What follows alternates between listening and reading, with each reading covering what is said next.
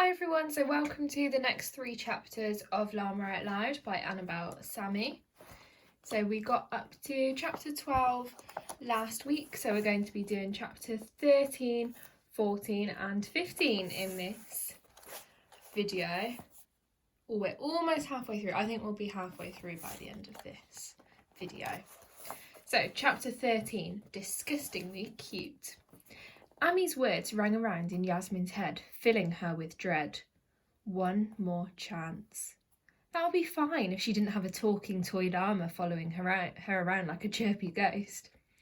Levi had threatened to pull another rubbish trick if Yasmin didn't take him with her to school, so she'd hidden him in her school bag, where at least she could keep an eye on him.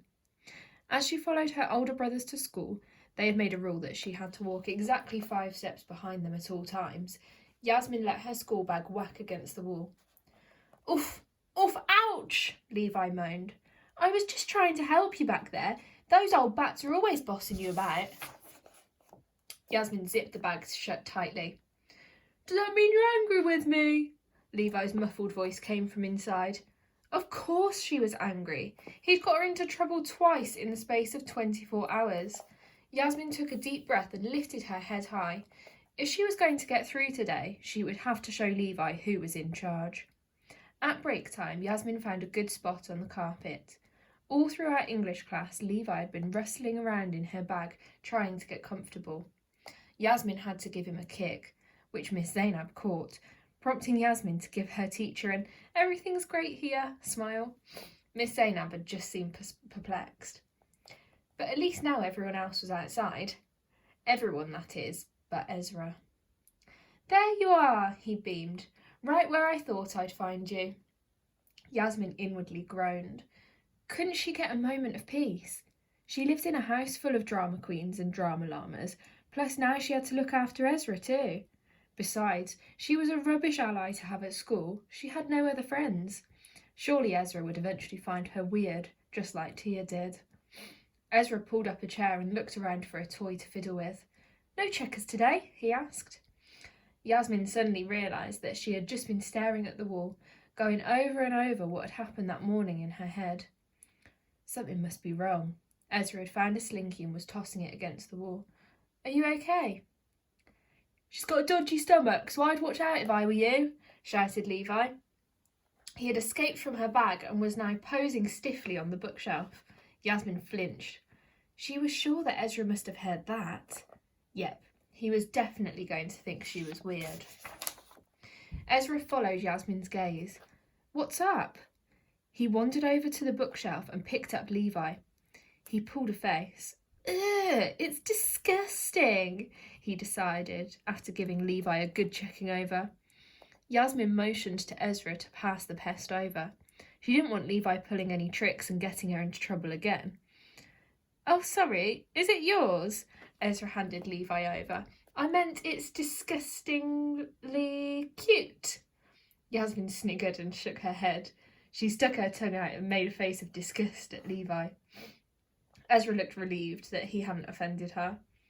So how about we play that checkers game? He said with a smile. Yasmin hesitated, but figured that one game couldn't hurt.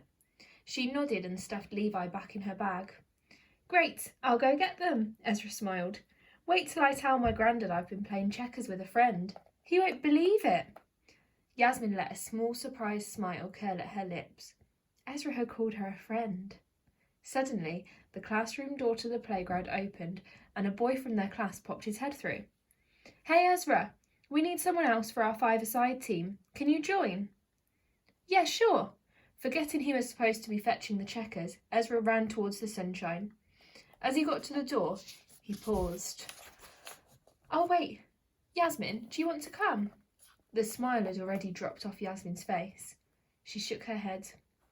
Okay, see you later, Ezra waved and disappeared. Yasmin sat for a moment in silence. She should have known he'd lose interest. And this was better anyway. Now she could remain focused on winning the checkers tournament and getting rid of Levi. Yasmin nodded as if confirming with herself. It was easier to be alone. Chapter 14, The Octogenarians London Day Centre.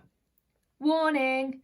You're about to encounter an extremely long word. However, I trust you, reader, and I know that we can get through this. All together now? Octogenarian. Phew, I need to lie down. Yasmin walked to the Octogenarians' London Day Centre, OLD for short, that afternoon with a heavy heart and a heavy bag, as Levi had decided to come along. If you're wondering what an octogenarian is, by the way, it isn't a machine that generates an octopus, like Yasmin thought, although that would be cool. Octogenarian means someone who is in their 80s. This means that to attend OLD, you had to be old, at least 80 to be precise. This was a strict rule that Mr. Patel from number 4 Fish Lane constantly grumbled about. He had wanted to attend OLD for years, but since he was currently only 79 3/4, there was no way they were letting him in. There were members of OLD who were over the age of 89, but no one had the heart to kick them out, so they were allowed to stay as long as they didn't try and boss the younger members around. Yasmin was by far the youngest member of OLD. As a school representative, she went to OLD once a week to learn about local history and then write a report on what she learned. Although she wasn't learning as much about local history as she was about teaching the members how to use their mobiles. But the octogenarians liked having her there. She livened up the place a little, and she liked being there to listen to them. They didn't expect anything of her. "Ugh, what are we doing here?" Levi groaned as they entered the sitting room. No, these people are too old for you. We need kids. Kids are fun. Didn't you like playing pranks on your brothers? Yasmin supposed the prank with the bras had been quite funny. She walked over to the big leather armchair where she knew her best friend, Miss Gillian, or Gilly as she liked to be called, would be sitting. Today, Gilly looked like a unicorn had thrown up on her.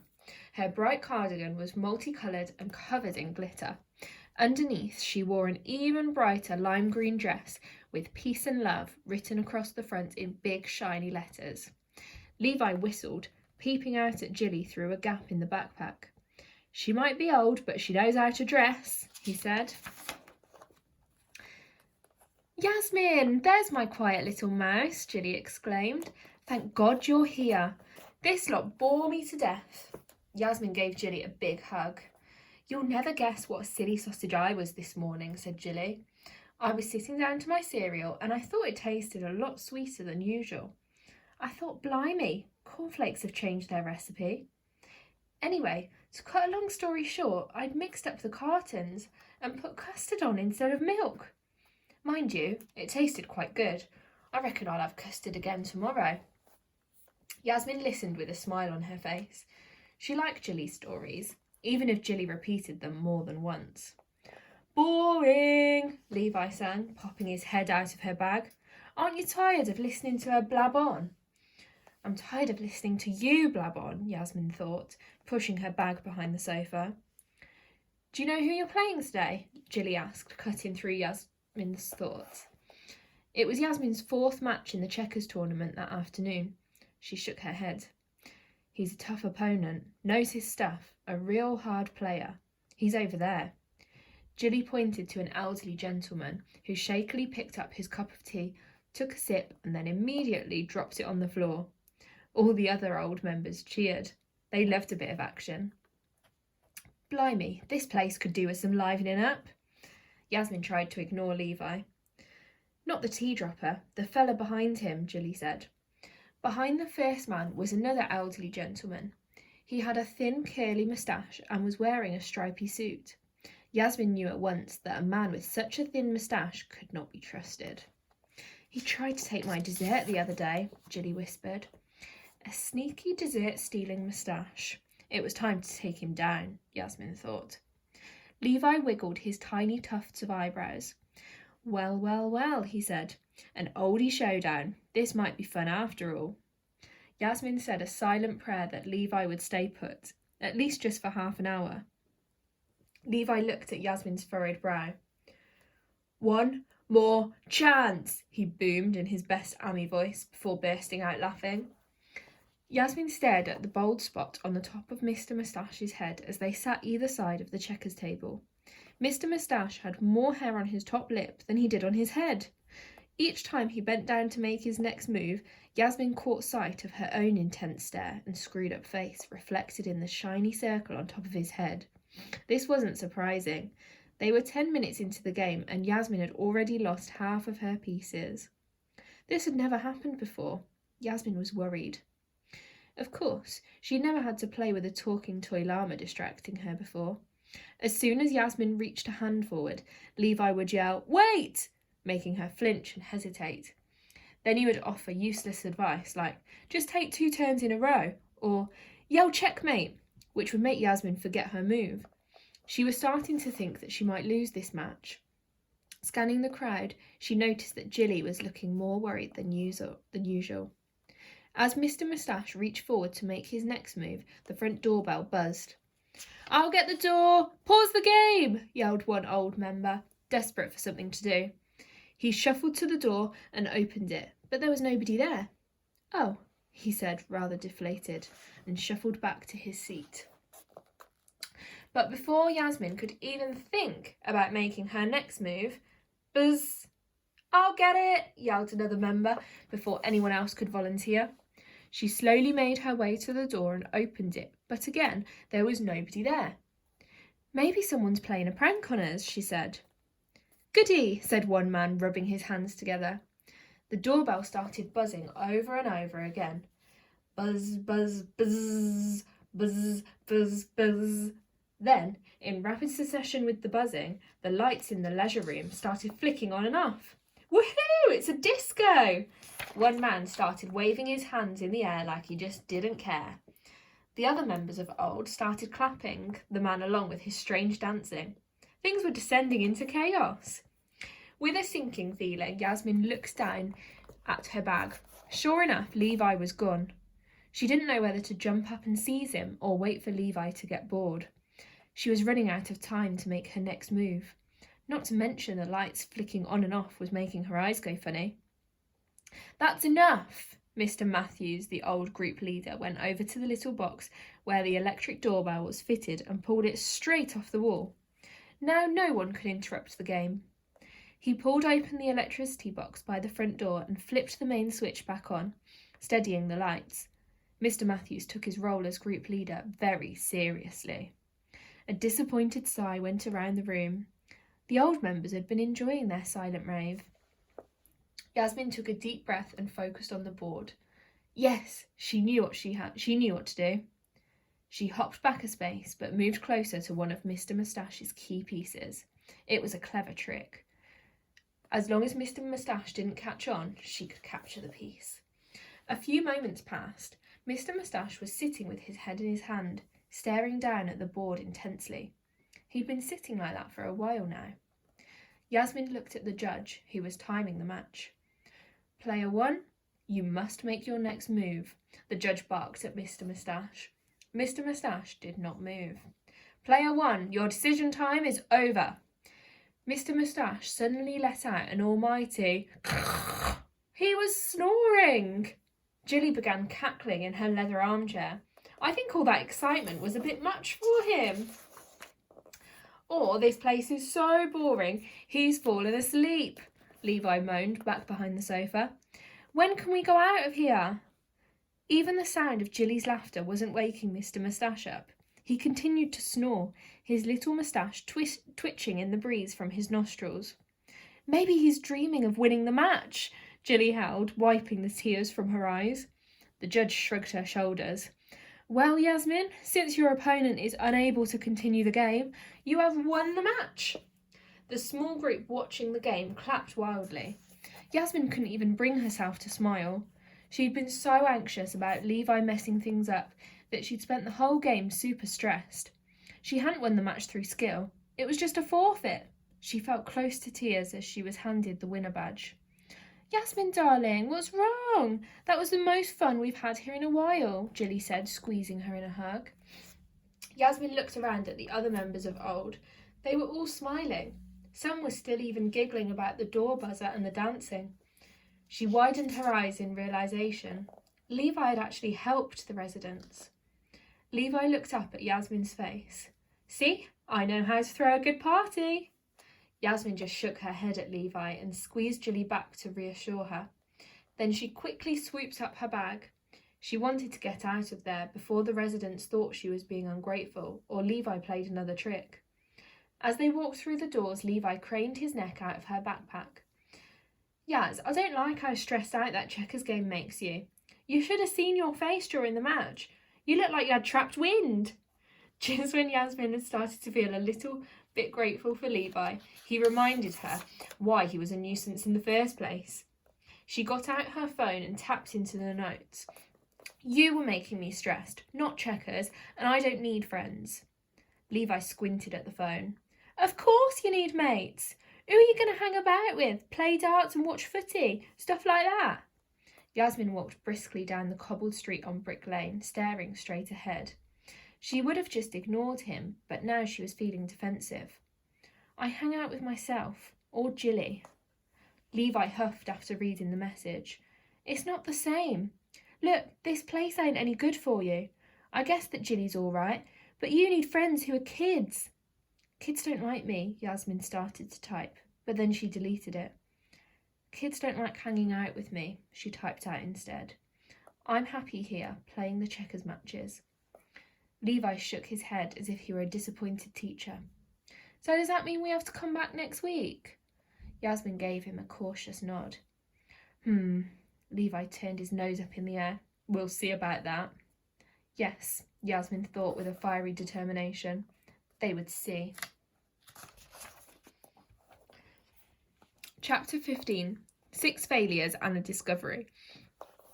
Now, I know you think that it sounds fun having a talking llama as a roommate, especially one that loves breaking rules, but you would be wrong. Very wrong. Yasmin spent most of the time running around after Levi, trying to guess his next move. The pesky llama was getting more confident now. More than once she had seen him leaving the bathroom wrapped in a clean white towel after a 30-minute shower. She didn't know why he took so long, since he smelled just as bad as before and left little muddy footprints all over the bathtub, which Yasmin had to scrub clean. She hadn't given up on getting rid of him. Oh no. That llama had caused enough trouble to last a lifetime, and Yasmin had had enough. She used her black sketchbook to hatch plans to get rid of Levi, scribbling away first thing in the morning and late at night, rather like a mad scientist. And then she had tried them all out. So, the adventures of Secret Agent Yasmin. Her first plan involves her dad's spade and the cover of Nightfall. But even being 6 feet under doesn't keep Levi down for long. Yasmin takes advantage of pasta night at home to execute her plan, but Levi ends up getting in trouble for bringing her toy to the table. In a moment of desperation, Yasmin takes the towpath route to school and improvises with a shoelace. Yet Yasmin should have known that Levi's contacts in the area would help him out of that scrape. Yasmin quickly realised she would have to be smarter in her approach. She felt a burning energy deep in her belly she had never experienced before. She was going to think of a plan so foolproof that Levi would never find his way back to her house again. And if she could find a way of doing that, then maybe the power would spread to other areas of her life. She thought back to her birthday wish. I wish I could stand up for myself. She still didn't feel quite ready to do that with her parents, but she could definitely put in some practice on Levi. One surprising upside of Levi's pranks was that Yasmin's brothers had eased off on their usual antics. In fact, they were now a bit wary of her after the bra incident, and so were finding ways of gently irritating without incurring her wrath. On the way to school each morning, they made sure to let her know just how strict their grandma Dadi was with tales of her famous punishments. They had even offered to walk Yasmin back from school too, so that they could horrify her further. Once, Tall Brother said as they trudged home, when Papa was small, he didn't wipe his sandals on the doormat, so Dadi wouldn't let him wear shoes for a month. Last summer, when Cousin Anwar went to see Dadi, she made him rub her feet as entertainment instead of watching TV. When he came home, he'd grown an extra finger on each hand. Dardy used to have a cat, but she is so boring, it pooed on her bed on purpose so that she would chuck it out. A travelling salesman had tea at Dardy's house to sell her broadband, and he died from boredom. Yasmin had heard similar tales from relatives at family parties. Dardy was a no-nonsense lady who loved manners and rules more than her own husband, who had died years ago, though some said he'd run away in the night. According to Tall Brother, Dardy also hated checkers. This was a big surprise to Yasmin, who'd assumed that all elderly people enjoyed the game. It reminded Yasmin that she couldn't miss her tournament final. She wanted to win so badly, and she devoted so much time and practice to her gameplay. Then, on Monday morning, Yasmin made a discovery. She was creeping up the last set of stairs after finding a rare 5 minutes when the bathroom was free, when she heard Levi's voice coming from inside her room. Who was he talking to? Another rat or a pigeon, perhaps? He'd better not have started inviting friends over, she thought. Yasmin pressed her eye to the gap in the door and peered in. Levi was still underneath his laundry basket prison, but Yasmin's eyes bugged at the little silver flip phone in his foot. Where had he been hiding that? I know, Mama Llama, Levi croaked into the phone. Yasmin tried not to gasp in shock. Was Levi talking to his mum? Levi coughed and rubbed his head with his free front leg. Yeah, thin ice, I know, and I am grateful he gave me another chance. She's a tough one to crack, wants to hang out with all the olds. I keep telling her, it's kids all the way if you want to have fun. A million questions raced through Yasmin's mind. 1, it seemed like Levi wasn't alone in the world of talking toy llamas. 2, one of them was his mum. And 3, she didn't seem too happy with him.